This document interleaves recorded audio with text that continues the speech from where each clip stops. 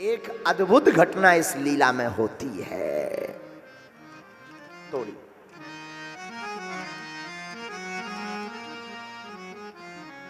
क्या बोले, एक विचित्र लीला होती है इस गोवर्धन लीला में। एक गोपी के साथ विचित्र दशा होती है इस गोवर्धन लीला में। जब भगवान वृंदावन आए तो वृंदावन में एक नई नवेली गोपी का विवाह भया, काऊ जगह थे, और बाकी ससुराली वृंदावन भई। तो वहां के गोप ग्वालों ने खूब धूमधाम से विवाह किया। अब जब नई नवेली गोपी ब्रज में आई तो पहले ही दिन सासू मां ने उस गोपी को समझाया, सुन ओ बेटी सुन, यहां पर अपना मुंह छिपाकर रखना, अपना मुंह किसी को मत दिखाना। बोले ठीक है माँ जी। और बोले सुन गोपी, किसी को तो दिखाना सो तो ठीक है, एक नंद का छोरा है उसको तो दिखाना ही मत। वो जबरदस्ती भी करे तब भी मत दिखाना। वो बड़ा चतुर है, जादू जानता है, ऐसा जादू जानता है कि कोई अगर उसको अपना मुंह दिखा दे और उसको देख ले तो फिर पागल होकर के, बावरी होकर के उसी के पीछे डोलने लगते हैं। इसलिए एक काम करो, कान खोलकर सुन लो बेटा, भूल कर भी उस कन्हैया को, नंद का छोरा है वहां का नाम है कन्हैया, कन्हैया को अपना मुंह मत दिखाना। ननंद ने भी यही बात समझाई, भाभी कान खोलकर सुन लो, वो आवे जबरदस्ती भी करे तब भी, लीलाएं भी करे तब भी देखना नहीं तुम, ये कान खोल के सुन ले। ठीक है जो आज्ञा। भगवान एक दिन उस गोपी के घर पर पहुंच गए। घर पर गए तो गोपी घूंघट डालकर बैठी थी, तो ननंद ने इशारा कर दिया, आ गया वही कन्हैया जिसके बारे में बताया, आया है घूंघट डाल। तो घूंघट डालकर उस गोपी ने पकड़ लिया। भगवान तो कौतुकी है ही है। भगवान का एक नाम नटवर नागर है। नट की तरह लीलाएं करते, नटवर हैं, लीलाएं करते रहते। भगवान गोपी के पास गए, गोपी अपना जरा मुंह तो दिखा। उसने इशारा कर दिया। भगवान ने बार बार कहा, गोपी ने नहीं दिखाया। भगवान ने घूंघट को पकड़ करके जैसे ही घूंघट को अलग करना चाहा तो गोपी ने हाथ का झटका मार दिया।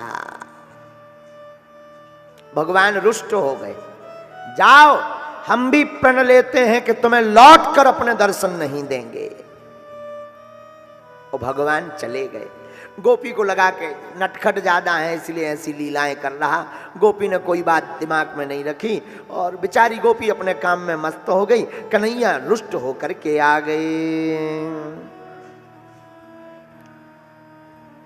अब गोवर्धन की जब लीला हुई तो सारी ब्रजांगनाएं, ब्रजवासी गोवर्धन की तलहटी में अंदर गोवर्धन पर्वत में आए। तो वो जो गोपी थी जिससे भगवान नाराज हो गए थे, वो गोपी भी इस गोवर्धन की लीला में आई। आहा, वो गोपी भी आई। भगवान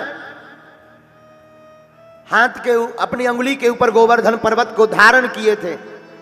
तो वो गोपी आई तो पहले तो बचती रही 3 दिन तक कि हम कन्हैया का मुख नहीं देखेंगे, क्योंकि मां ने रोक रखा है कि बड़े जादूगर है।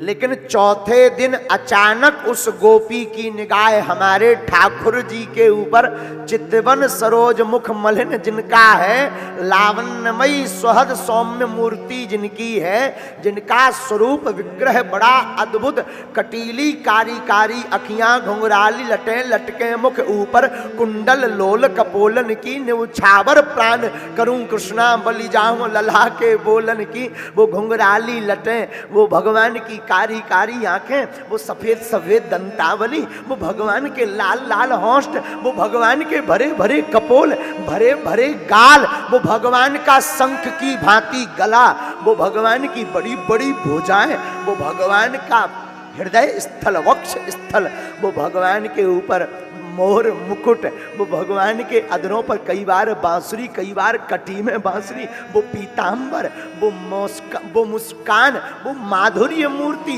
वो लावण्यमय मूर्ति, उस सुहजता सहजता सौम्यता दिव्यता को देखकर वो गोपी बाबरी हो गई, पागल हो गई, अखियां टिक गई, आंखें का पलक मिलकना बंद हुआ ऐसे भगवान की मूर्ति को देख करके। टिक गई गोपी, मन ही मन अपनी सासू मां नंद को गाली देने लगी कि मैं कितनी बाबरी रही जो ऐसे घनश्याम के चितवन को छोड़कर संसार के लोगों को देखती रही, मुझसे बड़ा अभागी इस दुनिया में कोई नहीं होगा। और जैसे ही भगवान ने देखा कि गोपी की आंखें हम पर टिक गईं, तो भगवान ने मुंह पलट लिया।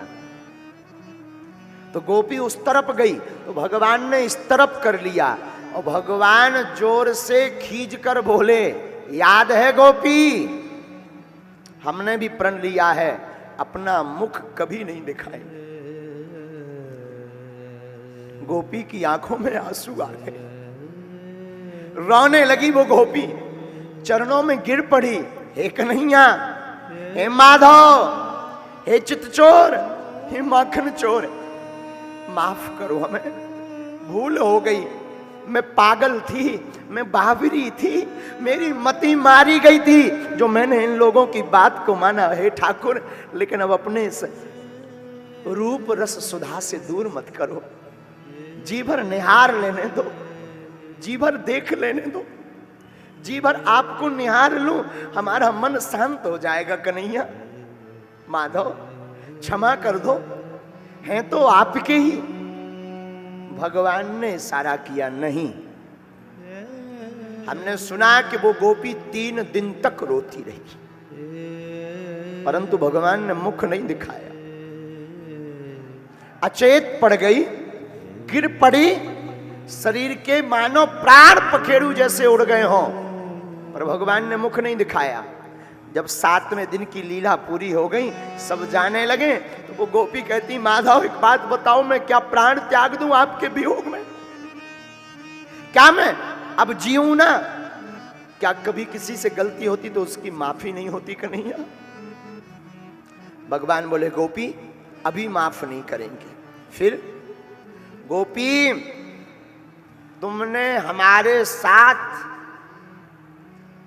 जो उस वक्त व्यवहार किया उसका परिणाम तुम्हें भोगना पड़ेगा, लेकिन इसके लिए तुम्हें हमारे मुखा मंडल के दर्शन के लिए दोबारा जन्म लेना पड़ेगा। गोपी, आज तो दर्शन नहीं होंगे, लेकिन जाओ, तुम रो पड़ी हो, तुम्हारा भाव निर्मल हो गया और तुम अनन्य भाव से हमारी शरण में आ गई गोपी, तो जाओ, कलयुग में तुम मीरा बनकर प्रकट होगी, तब तुमको दर्शन दिए जाएंगे।